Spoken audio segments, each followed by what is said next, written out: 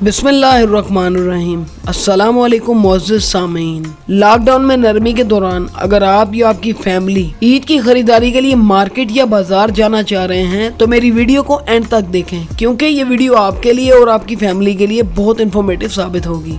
और जिन दोस्तों ने अभी तक चैनल को सब्सक्राइब नहीं किया, रेड आइकन पे क्लिक करके सब्सक्राइब कर लें और बेल आइकन पे भी क्लिक करें ताकि मेरी हर नई आने वाली वीडियो की नोटिफिकेशन आपको मिल सके और आप सबसे पहले देख सकें। तो दोस्तों वीडियो को शुरू करते हैं। तो गुज़िश्ता हफ्ते हुकूमत के ऐलान के बाद लॉकडाउन में नरमी देखने में आई और खाने पीने की अशिया के साथ साथ दीगर जरूरियात जिंदगी की दुकानें भी खुलने की इजाजत मिल गई। अब जबकि ईद उल फितर करीब है और 2 महीने के शदीद लॉकडाउन के बाइस लोगों को ईद की तैयारी का ये नादर मौका मिला है। इस वजह से पूरी कौम सुबह 8 बजे से ही सड़कों पर नजर आ रही है, जिसके सबब बाजारों में रश देखने में आया है। अगरचे इन हालात में खरीदारी के लिए आने वालों और दुकानें खोलने वाले दुकानदारों ने पहले ही मुकम्मल SOPs जारी कर दिए हैं, मगर इसके बावजूद ना तो सोशल डिस्टेंसिंग का ख्याल रखा जा रहा है और ना ही मास्क वगैरह का इस्तेमाल किया जा रहा है। इसके अलावा बच्चों को भी शॉपिंग के लिए ले जाने पर पाबंदी के बाइस बच्चों के कपड़े और जूते लेना वालिदैन के लिए मजीद दुश्वार हो गया है। इस मौका पर मेरी आपसे कुछ गुजारिशात हैं।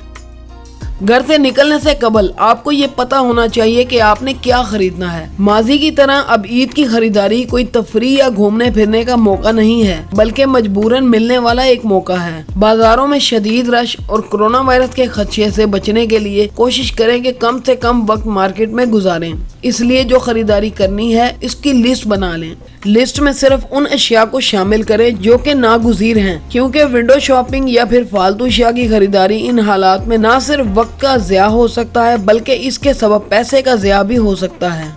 खरीदारी को सुकून से करने के लिए ये भी जरूरी है कि चूंकि हुकूमत ने सहरी के बाद से दुकानें खोलने की इजाजत दी है, इसलिए खरीदारी के लिए जल्दी घर से निकलें ताकि आपका सामना कम से कम रश से हो और आप सुकून से खरीदारी कर सकें। अब जबकि माह रमजान का इख्तिताम होने वाला है तो ये वक्त इस बात का नहीं है कि पहले कपड़ा खरीदें, इसके बाद इसकी डिजाइनिंग करें और इसको सिलाई के लिए दर्जी को दें। वक्त के मुख्तसर होने के सबब और दर्जियों के पास एकदम से बहुत रश होने के सबब इस बात का बहुत इम्कान है कि आपका पैसा और जोड़ा दोनों ही बर्बाद हो जाएंगे। लिहाजा रेडीमेड मलबूसात आपको बड़ी परेशानियों से बचा सकते हैं। SOPs के मुताबिक आप बच्चों को खरीदारी के लिए अपने साथ नहीं ले जा सकते हैं। इस वजह से इन हालात में बच्चों के कपड़ों के नाप में कई मसाइल दरपेश हो सकते हैं। इस वजह से खरीदारी के लिए लिस्ट बनाते हुए ही बच्चों के पैरों के नाप या एक कागज पर इनके पैरों के नक्श बनाकर नाप के तौर पर अपने पास महफूज कर लें और इस तरह कपड़ों के नाप को भी नोट करके अपने पास रख लें ताकि एक ही बार खरीदारी करें, बार बार जाने से बच जाएं। और आखिरी बात मैं आपसे ये कहूँगा कि ईद की खुशियों में उन लोगों को मत भूल जाइएगा